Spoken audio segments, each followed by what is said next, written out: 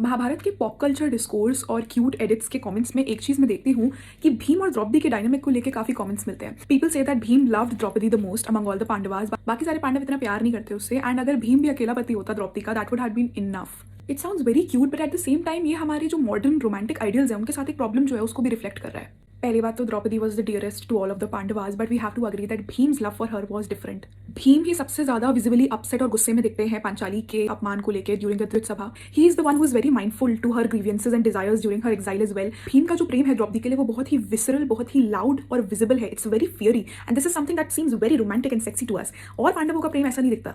Now let's talk some social psychology. दो social psychologists रही हैं, कॉन्स्टेंटाइन सेरिकाइडिस और मैरिलिन ब्रूअर, जिन्होंने एक मॉडल दिया था, ट्राइपार्टाइट स्ट्रक्चर ऑफ सेल्फ। तो इन्होंने कहा हमारी जो सेल्फ आइडेंटिटी है ना वो 3 टाइप के ट्रेट्स से बनी होती है। पहले होते हैं पर्सनल या इंडिविजुअल ट्रेट्स, जैसे कि मैं इंटेलिजेंट हूँ, मैं पेशेंट हूँ, मैं काफी फास्ट लर्नर हूँ। तो ऐसे ट्रेट्स जिनको हम इंडिविजुअली एक्सप्रेस करते हैं, हमारे पर्सनल टैलेंट्स, हमारी पर्सनल क्वालिटीज। दूसरा आता है रिलेशनल सेल्फ, यानी हमारे वो ट्रेट्स जो औरों के साथ हमारा जो एसोसिएशन या संबंध है उसके थ्रू एक्सप्रेस होते हैं, जैसे प्रेम, सेवा, केयर, टॉलरेंस आदि आदि आदि। The reason Bhim appeals so much to the modern feminine psyche is because he is very high on visible relational traits. But the other Pandavas who love Draupadi dearly as well bring different kind of strengths to the relationship ecosystem जो वो द्रौपदी के साथ share करते हैं, और ये relational से ज़्यादा personal traits हैं, इसीलिए ये दिखते नहीं हैं। Yudhishthir brings with him dharma, the legitimacy of the throne and moral order. Bhim brings with him family, protection and intensity in emotion and action. Arjun duty और एक्शन की एक्सेलेंस में सुप्रीम है और इमोशनली एंड स्पिरिचुअली भी बहुत sensitive है।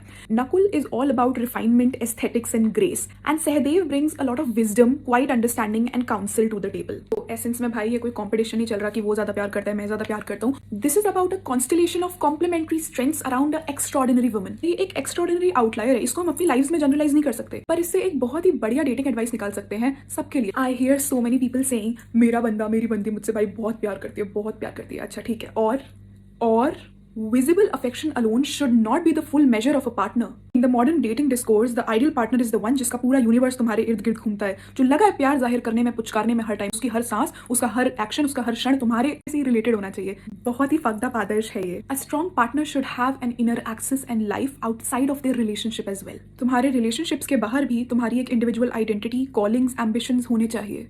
ओशो ने कहा है कि दो प्रेम में बंधे लोग, संबंध में नहीं प्रेम में बंधे लोग जो होते हैं, दो पिलर्स के भांति होते हैं। दोनों अपने अपने स्थान पे स्थित हैं, दोनों अलग हैं, पर दोनों ने एक भवन को सपोर्ट कर रखा है। So they do not loose their individual identity in the process of being associated with someone else. एक हेल्दी और बैलेंस्ड रिलेशनशिप वो होता है जहां पे लोग रिलेशनल वार्मथ के साथ साथ एक पर्सनल डेप्थ भी लाते हैं। अरे भाई तू रख क्या रहा है टेबल पे। और ये बात बस उन पे एप्लीकेबल है जिनकी खुद की पर्सनैलिटी और गोल्स हैं, नहीं तो इतनी ही चाहत सही है आपके लिए कि कोई मुझे प्यार कर ले, पुचकार ले, चाट ले।